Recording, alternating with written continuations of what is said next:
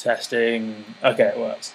My name is Multiplier, and how often have you been walking down the street and you've thought, I wish I could be Skrillex, I wish I could be Noisia? Well, if you want to do that, you're going to need to make weird, crazy computer noises that sound a bit like monster, dinosaurs, robot, transformer things. Anyway, I was playing about in Ableton, which is also what Skrillex uses, not that that really matters, and I kind of figured out how to make that noise a lot better than pretty much every other YouTube tutorial out there does, because a lot of them tend to just use massive, and to be honest, a lot of those noises sound nothing like what the pros are doing. So what I'm going to show you is how to make that noise, but more importantly I want to show you a really awesome workflow tip so that you can basically just pull out this kind of like preset and then play with a few knobs and come up with a completely different monster noise on the spot, and you can kind of jam out and make whatever kind of noise you want. Okay, so give you a quick demonstration of the kind of noise I'm talking about. Here it goes.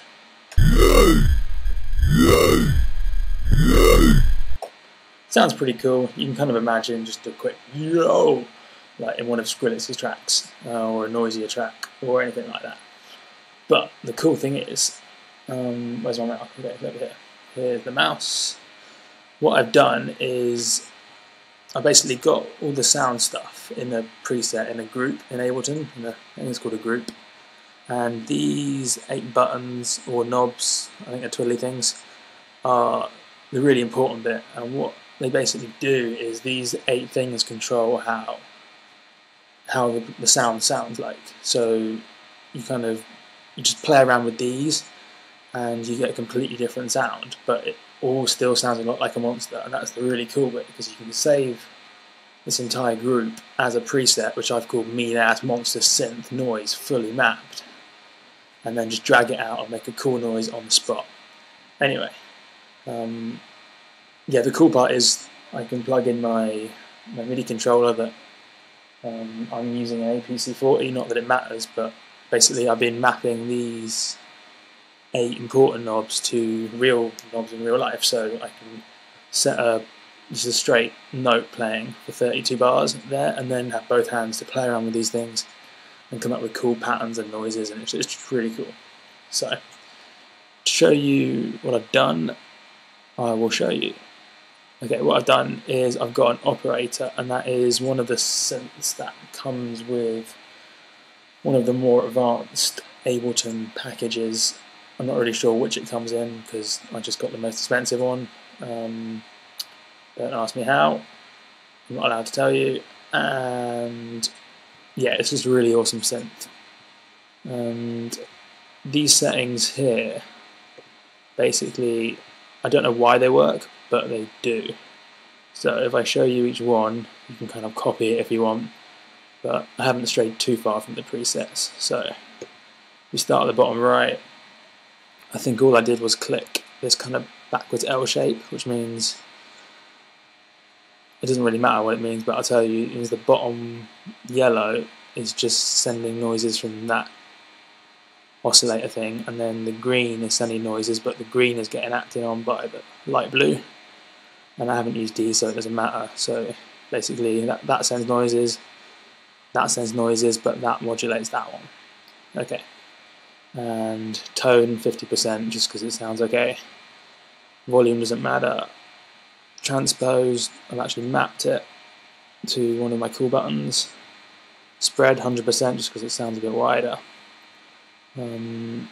Oscillators, I've left it as, I've left all these stuff alone. That's all left where it is. It's a sine wave and it's left down at 1, so that's kind of like where the sub bass comes from. B, the green one, is a saw 6, and that's all I clicked. I left them exactly where they were, because I'm pretty sure I did. And then I mapped that button to one of my cool 8, that button to one of my cool 8, and then for this one it's a sine 8 fixed this time, and then I mapped the frequency to one of my cool 8 buttons, and the level to one of the cool 8 buttons. The exact details, like things like which wave I've chosen, I don't know why it works, but if you choose these same basic settings and map these buttons like I do, you will end up with a monster noise.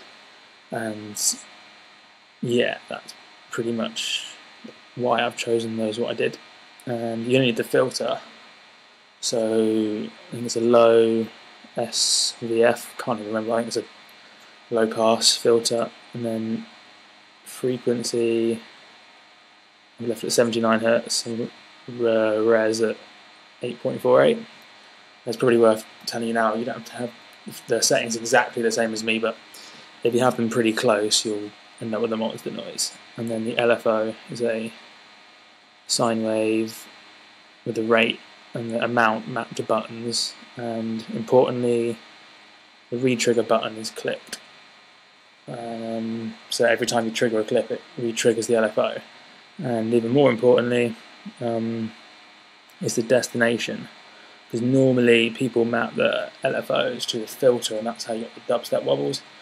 But if you leave destination A as kind of though looking like that, and then destination B as the F frequency, you map the frequency. Wait. Okay, maybe I've done the same as everyone else, but yeah, just get it looking like that, and that's pretty cool. And also important is a bit crusher, which I've lumped into this group thing and downsampled it hard, and then mapped this downsample thing to one of my 8 buttons, and then chucked a limiter on, because occasionally when you're tweaking all the buttons it goes mad and you want to stop things clipping, so it just kind of chops off the top of all the mad stuff, but that doesn't really do anything sound wise.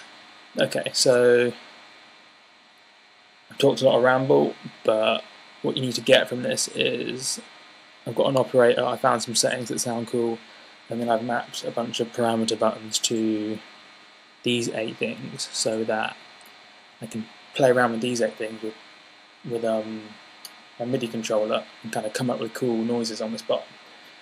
For example, I'll play and then twist the buttons on my MIDI controller, and then you'll be able to hear these things changing, and then you'll hear the sound changing as I twist them. So if this all works.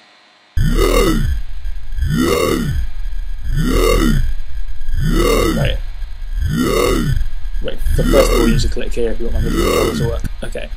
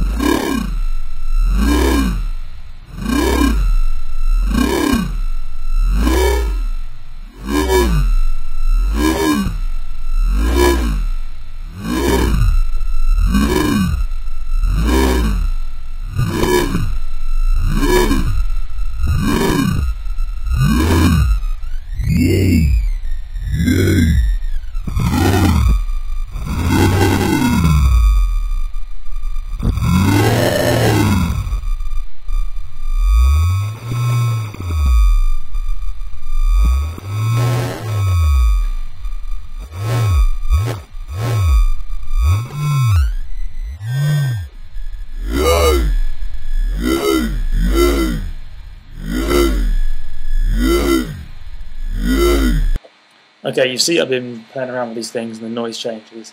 Now, if you've still got to this stage in the video, you'll see that when you twist one of the things, chances are you're not going to pick up a really cool noise straight away, but trust me, if you spend just a few minutes, you can twist these things and come up with a completely new sound. And I think that's pretty cool, because you can just simply save this as a preset by clicking that save button, and then drag a new one of these out, and then you can come up with a new noise on the spot, and I think that's pretty cool.